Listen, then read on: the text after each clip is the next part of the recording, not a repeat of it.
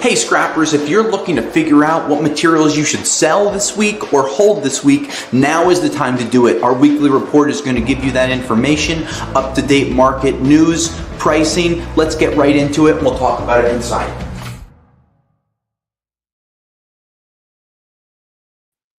Hey scrappers, Tom here from the iScrap app, and today is Wednesday, August 13th, 2025 at 1 p.m. Eastern. We are live, so if you have questions, please ask away. We love to answer the questions that are asked during our live sessions. And if we don't get to the questions, of course, please ask them because we're going to respond to them or answer them next week.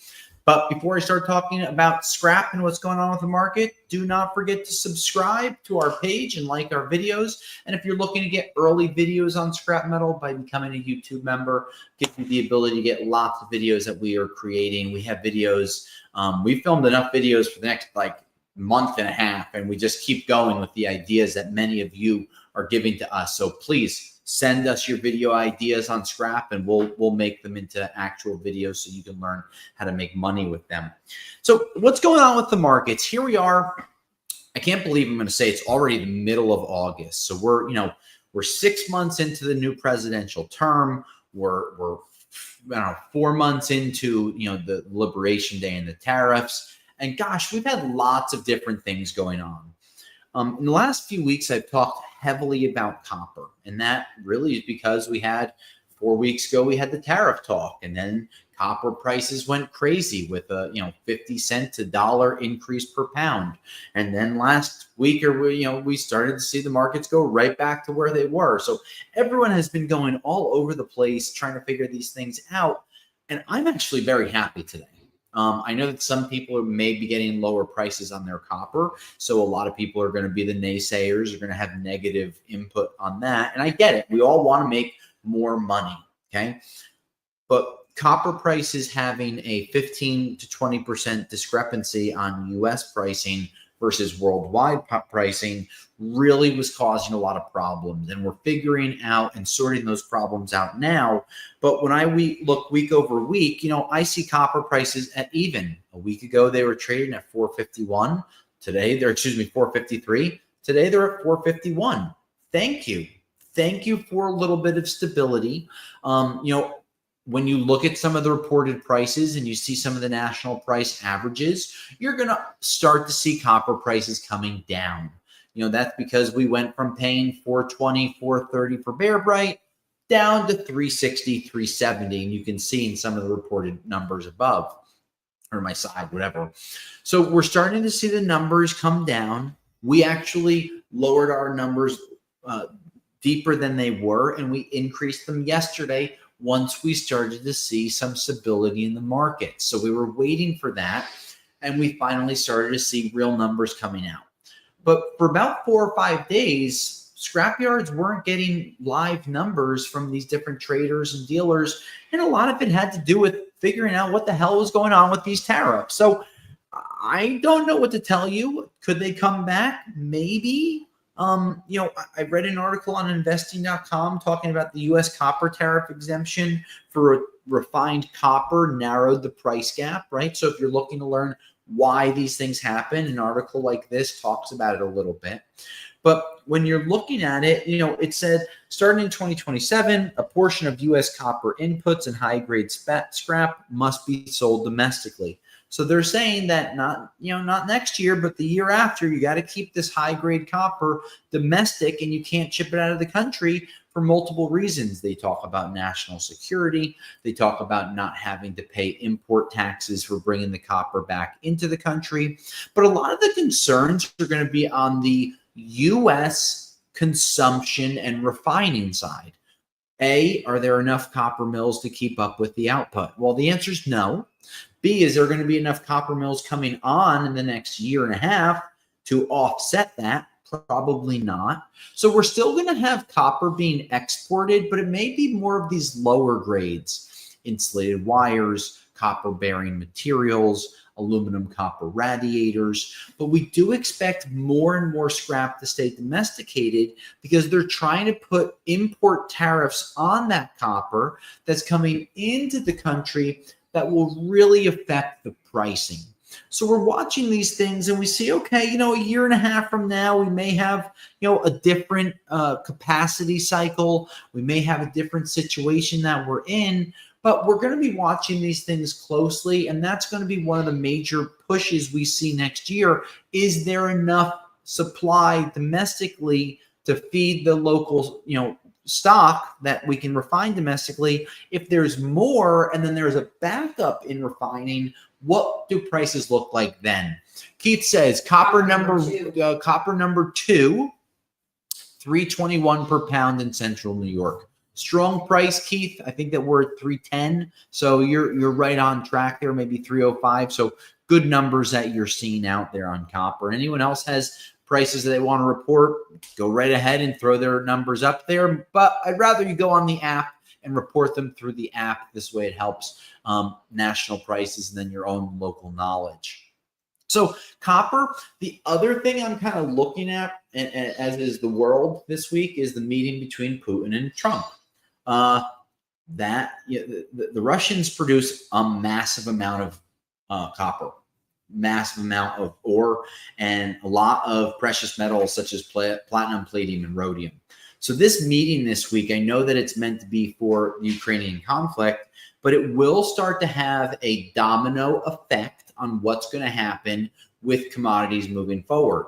If we hear of a ceasefire, if we hear of positive negotiation talk, one of the things that I heard that Russia's going to want is to stop being pariahs to the world and for their markets to be opened back up to the world, where many countries have closed markets to them and closed trading with them. So what could happen? Well, this could be the first step in ending the war, but it also could be, on a flip side, a different step of reintroducing more metals into the free trading market, which could hurt prices in the future.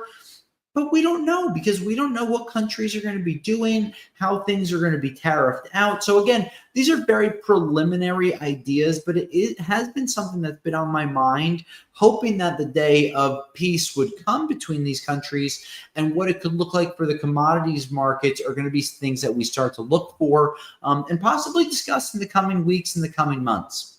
So that's kind of where we're at on copper. Aluminum is starting to see weakening in certain areas and strength in others. What do I mean? Article that we read, this was through Wall Street Journal, and it says Trump's 50% tariff on imported aluminum has sent U.S. aluminum prices soaring, hitting beverages, autos, and manufacturing companies, making domestic scrap recycling more attractive. What does that mean? Keep the aluminum in the United States, keep the costs down. Don't buy ingots or new stock from overseas or recycled materials from overseas, giving the U.S. market further strength. Now, these things could be true, but again, it goes to how much material can be processed. I don't have the numbers, but I know that there are not enough processing mills in the United States for aluminum, copper, or steel, and we'll just leave it at those three, to be able to really fill the needs of the U.S. consumer. We buy a lot of products from overseas that are assembled with copper from overseas, so that eliminates needs of domestic production or recycling. A lot of the material still goes to Mexico or Canada. Now, even with the tariffs in place in this little battle we have going on with the tariffs, those could affect some of the prices because they still have 25% tariffs on their aluminums and their steels. And they're both major refiners of the metals that we buy and put into our cars, trucks, and other services and other equipment inside of the United States. So aluminum is going to be looked at really, really closely in the next few months. Is the capacity for recycling there? Is the manufacturing side there? Do those two supply and demand curves match up? Is the demand higher than the supply domestically? Do they need to import material, thus adding tariff costs, thus increasing costs on goods? Maybe. Or is there enough material domestically inside of the U.S. to quench the beverage can market, to quench the aluminum market for window guys or car guys? It might be. And those are going to be things that we start to figure out. And I do believe that some of these tariffs are going to change, because what we're seeing right now is a recalibration of worldwide trading. And we're seeing it happening in live time. We're in the middle of it between different tariff negotiations, tariff contracts, increasing tariffs. They paused the tariff increase on the Chinese by another 90 days to allow for room for discussing. All of these things are going to really affect the markets. And unfortunately, I just don't know how it's going to do it. And that's why we talk about this and read about it every week. We got a question? Fred says, what is the difference in thickness between a sheet aluminum versus a clip aluminum? Technically, if it's really thin and it's a 6063 aluminum, right, it still could go as a 6063. Aluminum clip is not an actual grade. It's a category or classification, Fred. And we have videos on this on YouTube that you can check out. So aluminum, I would say, if it's a thin sheet, it's almost exclusively going to go as a sheet aluminum unless it's like a new product or a new stamping. If it's old, used materials, let's say like a window frame from a commercial building, that may be a higher grade if there's no plastic or rubber on it. If it's an aluminum frame from a house that has paint contaminants, that's going to hurt the market. So when you look at the thicknesses, it's not always just the thickness, it's how clean is it, what the grade is, because if you have a 50-52 aluminum and you try to sell it with a 60-63 stock, you're going to have a problem. So these are things to look for, because it becomes plate, 60-63, sheet, cast aluminum. These are hard things. We've tried to explain it over the years, but if you're not getting enough of these items, it's going to be really hard to upgrade unless you start to have 200 or 300 pounds. But more importantly, they're the correct 200 or 300 pounds that matches up with what you're looking to sell for. This is where I tell people, and I've done so dozens of times, don't show up to your yard being smarter than them. They're not going to appreciate that. Show up to their yard with examples, show up to their yard with questions, and say, I have a few 100 pounds of this, and I have a few 100 pounds of that. Should I mix them? How do I sort them? Should I separate them? Because if I can't answer your things on iScrap through these videos, that's cool, because I don't want to talk for your yard, but I don't want you to show up and say, oh, iScrap said this, because then you might lose money there. So be smart about it. Learn a little more and share the information that you have. Another question. Doxing Debo, what weight of bear bright do you feel gives the scrapper more room to negotiate for a better price at the yard? Great question, Doxing. Thank you. Hey, it looks like you're smart enough to become a YouTube member of ours and get some of those videos early, so check that out. For me, there's a two-pronged approach. If someone called me on the phone, 500 pounds would get them 10 cents. Okay. We have specials at Rockaway Recycling that allow customers with as little as 1 pound to get that special 10 cents, right? But it's only during a certain time period of the month, unlimited amounts that they're allowed to bring in, but it just kind of limits when we know we can increase our pricing. But on a day-to-day, regular scrapyard, no specials, no coupons, nothing like that, you should expect a 500-pound weight to increase your price by 10 cents. I wouldn't do that for everyone. Sometimes because it's more of an inconvenience. They're calling someone in the office. The office has to then get permission from me. Then we need to give it to the yard. So there's a loop that gets involved. But you can go and check these things out in advance. Hey, this is, Tom Bouchel. I've been there many times. I have 500 pounds of Bear Bright. I normally deal with Virginia at the scale. Can you give me 10 cents a pound more if I come in today? Because what I found is that I only hold prices for like 48 hours for certain customers that are calling on the phone. Larger repeat corporate customers may get a longer price lock because I know that they're going to fulfill a 10,000 pounds. So hopefully that answered your question. I get it a little longer, but hey, I'd rather give you more information. Any other questions right now? No? Okay. Steel prices. Last week I mentioned that there was talk about tariffs being added to some pig iron prices that may be imported. That talked about the markets going down 20 to 30 bucks a ton because of it. I haven't heard any more about that. I haven't seen any news about tariffs on steel in the last week. So those are good things. But when I am looking at these markets, I'm trying to figure out what's going on because steel prices are just so low. I don't think that the United States has the capacity to refine and recycle all of the steel that we have. So it immediately puts us at a weaker position because we're going to have to export materials. That export market is going to be charged importing tariffs when they go to bring the new metals back into the country. Those are going to be pushed on to someone, might be the consumers through products and goods. But if they are going, a direct tariff on steel that was recycled and coming back in, I don't know where prices are going to be affected and how they're going to be affected. I think a lot of this really hinges on trade talk with the Mexican and the Canadians, because that's going to give us a little more clarity. Are we buying more materials from their furnaces and their factories? I don't know yet. If we do, and there starts to be exceptions on those, we could start to see an increase on steel. I talked to a gentleman out of Ohio yesterday. He expects to see a $20 to $30 increase in September. First person I heard of that through, I kind of tried to fact check it locally in New Jersey. No one else heard that. So unfortunately, a lot of this is just hearsay. So we're trying to follow this, but steel prices are low. I think they're artificially low, but I don't see a huge demand for it. I don't see the increased spending when it comes to infrastructure in the way that we would want, or factories. Again, I've talked about this kind of until I'm blue in the face. What does data centers need? They don't need a lot of steel. They need a building with a shell, and then they need simple steel for the cabinets and the servers.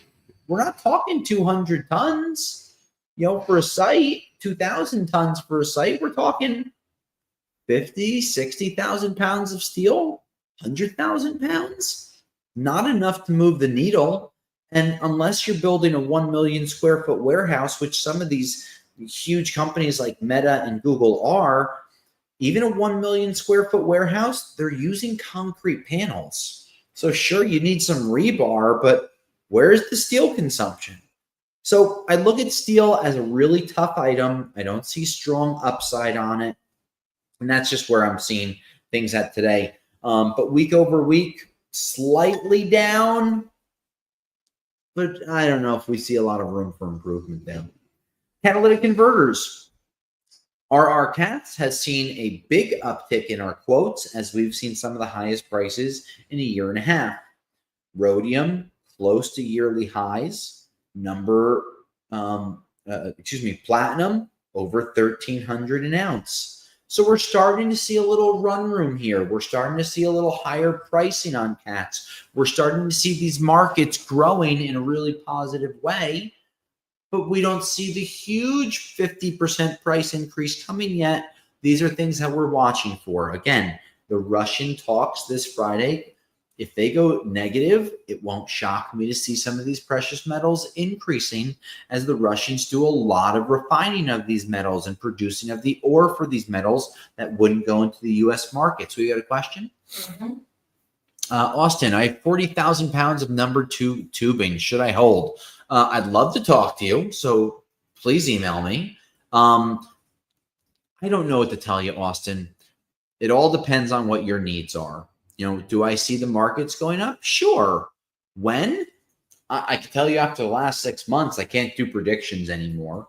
I don't hold any material. Could you have a 7 to 10 cent upside from week to week? Yes, but I'd love to hear from you off of these broadcasts. This way, maybe we can do some business on that material, or at least I could give you a little better trading light on it. Any other questions?